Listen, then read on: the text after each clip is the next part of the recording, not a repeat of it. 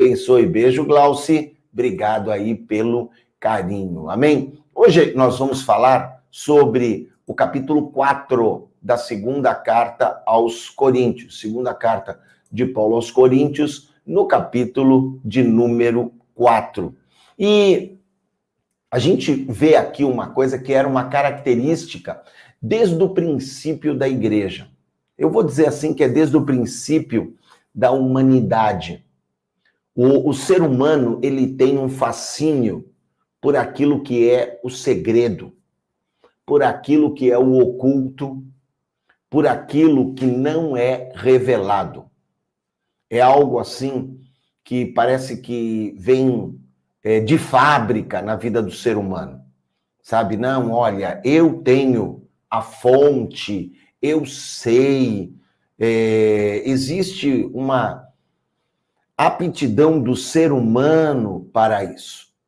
E Paulo, aqui no capítulo 4, ele precisa combater algumas situações do ocultismo, mostrando que o evangelho é justamente a palavra da verdade, que o evangelho é a luz que traz a libertação. Eu quero pegar aqui as minhas anotações para você. Deixa eu abrir aqui. Vamos, para a gente poder falar um pouquinho mais justamente sobre isso. Segunda carta de Paulo aos Coríntios, capítulo 4. Nesse bloco aqui, do 4, capítulo 5, 6 e até o 7, que são os textos que nós vamos ver aí amanhã, sexta, no sábado, e também pela segunda-feira, Paulo ele mostra que a aflição da vida, a luta, as provações, elas são temporárias. E mais ainda, que elas são pequenas se forem comparadas com as bênçãos da eternidade. Guarda isso, porque eu olho assim e vejo que nesse próximo bloco, 4, 5, 6 e 7, o maior ensinamento é justamente esse. É óbvio que Paulo vai falar sobre o apartar da iniquidade, sobre arrependimento, mas apesar da aflição, nós não devemos temer, nós não devemos justamente nos angustiar, ok? Imagine justamente como é que nós trabalhamos aquilo que vemos. Imagina a seguinte cena. Você está atravessando a rua e vem alguém e te empurra com força. Você é arremessado do meio da rua para a calçada do outro lado.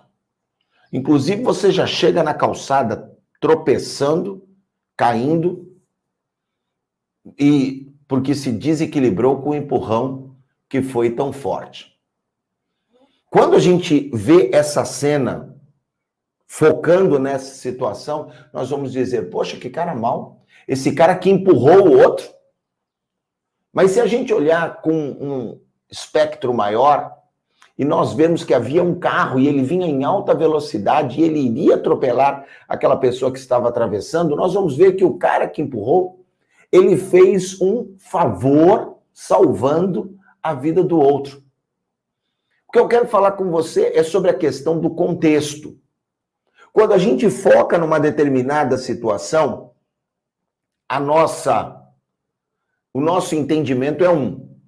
Quando nós olhamos o contexto, uma perspectiva mais ampla, o nosso entendimento vai ser outro. Vou repetir a cena para você poder aí imaginar. Imagine você estar olhando para a rua e aí você vê alguém empurrando o outro com muita força. A pessoa é arremessada, esse que empurra, ele sai correndo também, ambos saem da via. O que foi arremessado, ele chega a tropeçar e a cair. E a gente fala, o cara é mau, o cara empurrou o outro. Mas imediatamente vem o carro.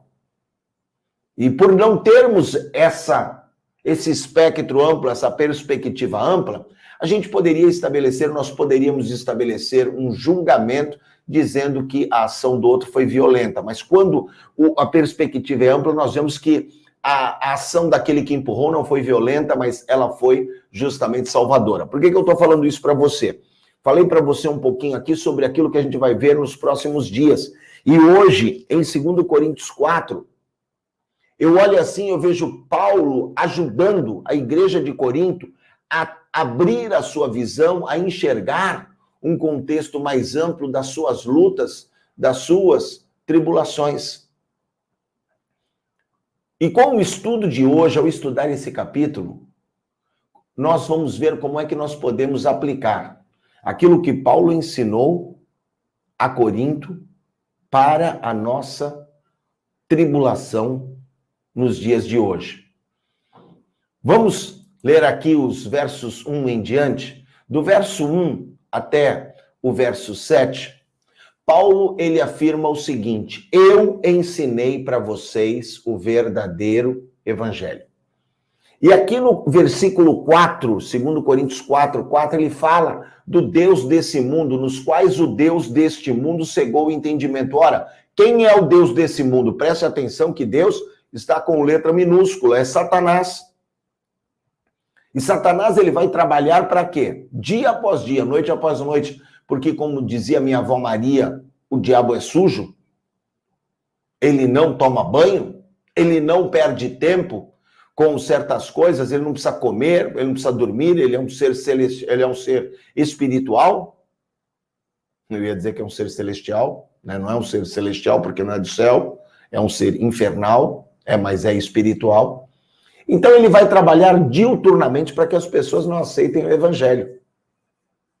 E Paulo, ele fala uma coisa que é muito interessante aqui nos versículos de número 6 e nos versículos 7. Nós somos vasos de barro que contém o tesouro da iluminação, do conhecimento, da glória de Deus. Tem duas coisas aqui que são importantes. Temos, porém, este tesouro em vaso de barro, para que a excelência do poder seja de Deus e não de nós. Primeiro, o vaso de barro tinha pouco valor. Mas sabe o que me chama mais a atenção? O vaso de barro, para deixar brilhar a luz que estaria dentro dele, imagina se coloca uma lâmpada dentro de um vaso, e o vaso é de barro, ele não é translúcido, vai sair pouca luz só pela boca. O que você precisa fazer? Quebrar o vaso. Quebrar o vaso. Paulo faz aqui uma comparação, somos vaso de barro, ou seja, temos pouco valor. Mas para que a luz brilhe de maneira intensa, nós precisamos quebrar o vaso. Nos quebrarmos para que a luz do Senhor, ela possa justamente, esse tesouro da iluminação, do conhecimento da glória de Deus, possa brilhar para todos. Nos versículos 8 e 9, Paulo, ele fala aqui dos desafios do seu trabalho missionário. Somos atribulados, somos perplexos, somos perseguidos e abatidos. Mas para cada uma dessas situações, eu vou repetir para você, atribulado, perplexo, perseguido e abatido. Para cada uma das 4 situações, ele traz uma solução. Somos atribulados, porém não somos angustiados.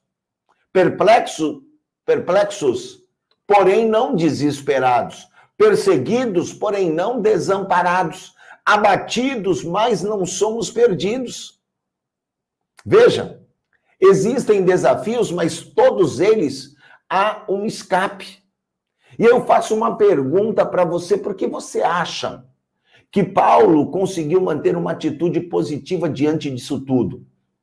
Como é que eu me coloco diante da tribulação, da perplexidade, da perseguição, das situações que tentam me abater? Ora, se não fosse o Espírito Santo de Deus, não é verdade? O que seria justamente de nós? Por isso que Paulo conseguia manter uma atitude positiva.